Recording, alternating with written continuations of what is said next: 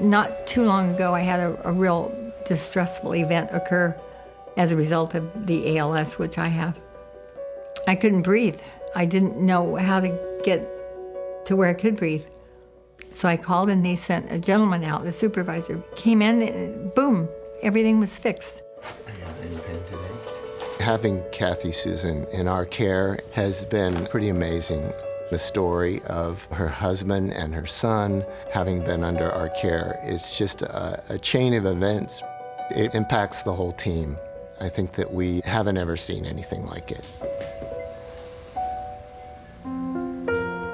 When my husband became so ill, the final diagnosis came and his doctor said, I think it's time that Ted was on hospice.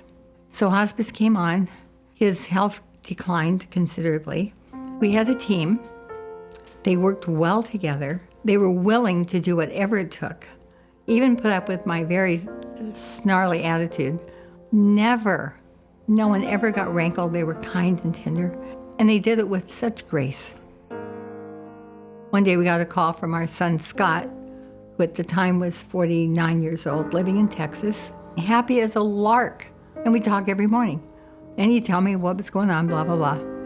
And then he began to not feel well. So one Sunday, he went to ER, and they kept him.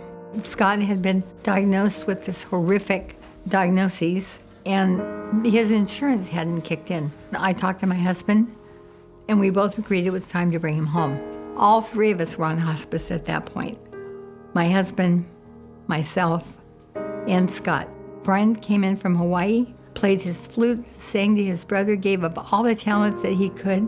Todd was there and Rebecca was there reading Psalms. We didn't know it's only going to be 3 days that he would be here. And the hospice came in every day to clean him. They brought social workers. The chaplain came, Chaplain Eric from hospice. He put on his vestments. There was a candle burning. The most beautiful music of heaven on earth I've ever heard. The whole family was gathered. It was Thanksgiving morning. And he let us anoint Scott with oil. He had a little chalice with oil in it, and we each got to go up and anoint Scott's forehead. And we got to say whatever we wanted to say. Thanksgiving morning at 10:21, he passed. The social worker were here, but they weren't here. I didn't know they were here, and it was so respectful. It was such a sacred, private time. I define hospice as quality of life. Sometimes you tell people that you're a hospice nurse, immediately their face fell, and they said, "Oh, that must be so depressing." And I said, "No, it's not depressing at all. It's actually a profession that brings me great joy, because, the ability to impact people is really amazing." We are kind of stepping into the journey with our patients and their families. I feel like somehow when I'm coming into a home, I'm on a subway platform, I'm stepping into a train, I'm involved in a journey with those people, that family, especially the patient, and we're enjoying the time we spend, and then eventually you have to get off that train, and the patient has to move on.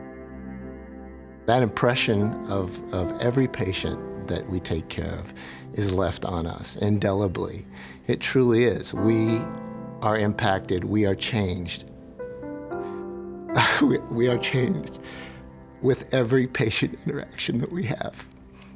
There's not one that I haven't learned to love in some way. They may be the most challenging, they may be the most irascible, but you pick out something that you love and you cling to that, and that helps you love that person and remember them.